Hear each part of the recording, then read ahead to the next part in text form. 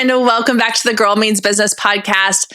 In this week's episode, we are revisiting an idea that I started right before I took a break from the podcast, and that is the Ask Me Anything episodes. So in these episodes, what I'm doing is I'm taking questions that you, the listeners, have sent in to me, and we're going to kind of go through these questions. We're going to answer them. We're going to give you feedback.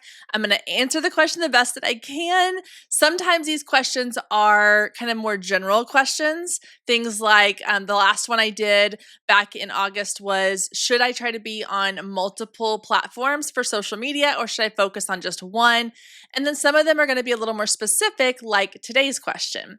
So if you have a question that you would like to submit, that you would like me to answer here on the podcast, you can click on the link down in the show notes, and it's a form. It's a Google form you can fill out, and you can send in your questions. And you can send more than one question if you would like.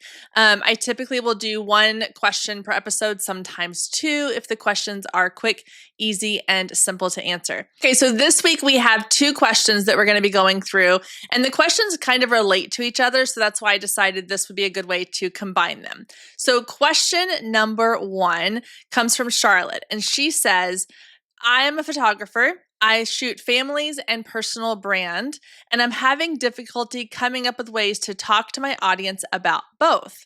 My brand tends to want to lean into one or the other when I'm posting on social media. Any ideas? I truly don't want to separate the accounts. I can barely keep up with one. Thanks. Okay, so this is a really common question. It's a common thought and problem that a lot of people have, especially if you have a business that lends itself to different aspects of your business or different products in your business or different services that you offer within your business. So photography, especially because if you are shooting, like in this case, families and personal brands, or if you do newborns and maternity and families, and maybe you do high school seniors, there's a lot that you can do within that. Same thing applies for, like, let's say you're a virtual assistant. Maybe you offer a wide variety of tasks that you help with, or you have a wide variety of services that you provide within your sort of virtual assistant umbrella. Ideally, if they are completely opposite of each other, or not even opposite, but if they tend to have two very different audiences, ideally you would want to separate those two. However, like Charlotte said in her question, she doesn't want to separate them because keeping up with even one account is hard enough as it is. So keeping up with multiple accounts is going to feel almost impossible. And I totally understand that because as someone who runs multiple accounts, it is a lot. And there are days that some accounts kind of get pushed off to the side because I don't have the time or the energy to devote to all of them. So, Charlotte, what I would recommend in your case where you have families and you are also doing personal brand is that underlying all of that, your ideal client is probably very similar.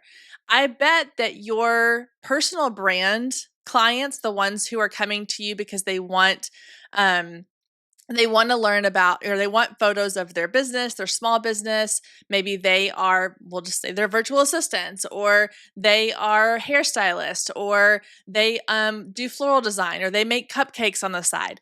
They're coming to you because they want brand photos. Most of them, I would guess 95% of them have families and will want family photos as well. So those two ideal audiences are very similar. And the same goes both ways. You may have a family session that you photograph. The mom tells you in the middle of the photo shoot, like, oh yeah, I also I have a little baking business on the side and I sell these really cute cupcakes. Then you could say, oh, well, I also do brand sessions. So if you're ever looking to have photos done of your brand, I'd be happy to do that. So because the two kind of have an overlap and you're really essentially talking to the same person, then I think it's okay to keep all of that on one platform. I think the key here is going to be that you really want to focus on the idea that this is someone who runs a business, but that also is a family, is a mom, is a wife, is all the things that come along with whoever's looking for your, I don't like how that sounds. Let's back that up. Back it up, back it up, back it up, up. Okay. Don't put that in there either Good Lord. Ideal audiences are very similar. And the same goes both ways. You may have a family session that you photograph, and in the middle of that family session, she comes to you and she's like, oh yeah, well, I brought you these really cute cupcakes. I make cupcakes on the side. It's a little business that I've started. And then you can say, oh, well, I also do brand photography. So if you're ever looking for brand photos to help you grow this part of your business, I'd be happy to talk to you more about those sessions. So it's not that you have two completely different audiences. Your audience has very much an overlap. And because it has that overlap, it is completely fine to put all of that onto one account.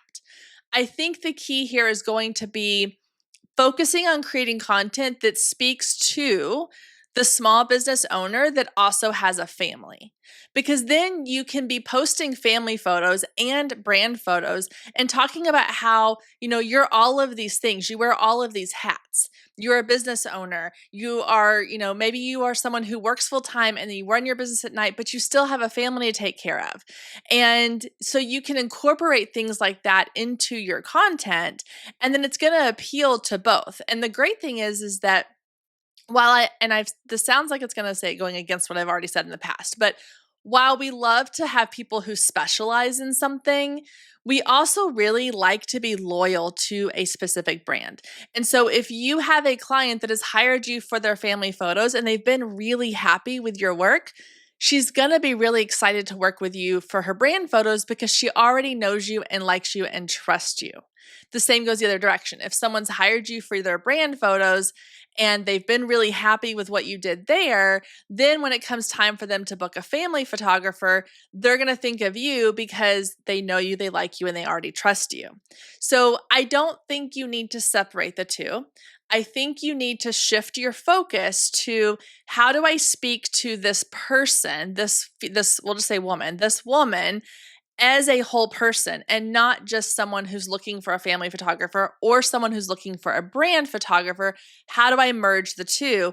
And the photos that you post or the topics you talk about, whether it's family photography or brand photography topics, they can still be speaking to the same person. You're just talking to different aspects of that person. So while you could say, hey, I know that as a small business owner, your free time is limited. If you're working a full-time job and coming home and trying to build up this side hustle and you want to spend time with your family, hey, come book a family session with me where you get 45 minutes of uninterrupted quality family time to play and hang out and spend time together and connect, all while walking away with gorgeous family photos. So now you're creating one post. Maybe you're sharing like a photo of a family session, and you're talking about the fact that yeah, you're a family person, you're a mom, you have this family to take care of, but you're also this other thing. You have this business to run as well. Or another post could be, hey, every year you make a point to get all the perfect outfits and choose the photographer and find the right location that you love. And you take time out of your day and you invest in these family portraits, which are really important to you. Why are you not investing the same amount of time and energy on photos of yourself for your brand to help you grow this business that will ultimately give you more time with your family? So again, it all comes back to not looking at them as two separate entities, but looking at them as how can I combine these two aspects of my business to still talk to the one person that I'm targeting with my ideal client. So hopefully that helps give you a little bit of clarity on that. Obviously, again, I get that it's challenging and you might be looking at it and go, my feed looks really discombobulated because it's a brand photo one time and a family session the next time and then photos of kids this other time. But I promise you, one of the things I will say is, and this kind of ties into the next question, which we'll fall into here in a second. Most people are not going to your Instagram page, or especially not your Facebook page, and looking at your full history of your feed. They're seeing your images pop up in individual, isolated posts as they're scrolling through their feed. So we have this idea in our head that people are going to our feed and they're like, oh my gosh, I'm so confused because she talks about this and then she talks about that and it doesn't all fit together perfectly, or it doesn't look cohesive. When in reality, that's okay. It doesn't, our lives are not this one perfect, curated thing. They are a combination of all these different things. And so our feeds can be that way too, and it's really okay. So take that pressure off yourself to feel like that you have to have it all like seamlessly play together. It's okay if it feels a little bit disconnected in some ways. Again, the idea is that visually it might seem disconnected because you're posting a brand photo, a family photo, a kid photo, a brand photo, a kid photo, a family photo, whatever the order goes in there. But the message is all still to the same person. The content is all aimed at that one ideal client as opposed to like 5 ideal clients. Okay, let's move on to our next question, which comes from Lisa. And she says, just simple, how do you plan social media content? All right, so this is kind of a broad question. So I'm going to break it down into 2 separate parts. How do I come up with the content? And then how do I actually plan out my content and schedule it out in advance? So coming up with content, there's a couple of different ways that I come up with my content. One is, again, I go back to like what I said with the previous question, who am I speaking to? Everything comes back to who is this person that I'm talking to and what does she need to hear from me? What topic or question or idea or thought or fear or concern can I address for her today? So I start with that. Then I kind of go out and I'm like, okay, so I know that my ideal client is a mom and she really struggles with this whole idea of feeling mom guilt around doing things for herself, whether it's taking time off for herself or running a business on the side or having a girls' night out. And she feels guilty. But then she's with her kids and she feels like she's guilty for not spending more time with her job or doing her tasks or getting the chores done around the house or spending time with her spouse or whatever it might be. So knowing that and knowing my ideal client struggles with that, I can come up with content ideas around that topic that then kind of lead back into what it is that I do or offer. The other thing I do is I look outward. What are other people sharing who have my same ideal client? What content have they come up with that spark ideas? And I take my phone and I have on my notes app on my phone, I have a running list of like ideas. And so I go through and if I have an idea or if I'm scrolling through social media, I'm like, ooh, this person came up with a really cool topic and I like kind of the spin they had on it that I hadn't thought of before. I'll put it in my notes. And then when I'm going to create content, I have this bank of content ideas. I'm not having to sit down at my computer and stare at a blank screen and go, what am I going to post about this week? I already have all these ideas in place and I've written out enough kind of keywords or key phrases to spark my creativity when it's time to actually sit down and create the content. Now, I also will go and look at what questions other people are asking inside of groups or inside of comments. So if I know my audience are moms, I go into moms groups and I look and see like what are questions that people are asking. So if I'm a family photographer and it's coming up on fall family season, and I know that my audience is going to be looking for photographers, I go into this moms group and I look and see what are they talking about that can either be related to booking a photographer or are related to finding outfits for a photographer or for a photo shoot, like all these kinds of things.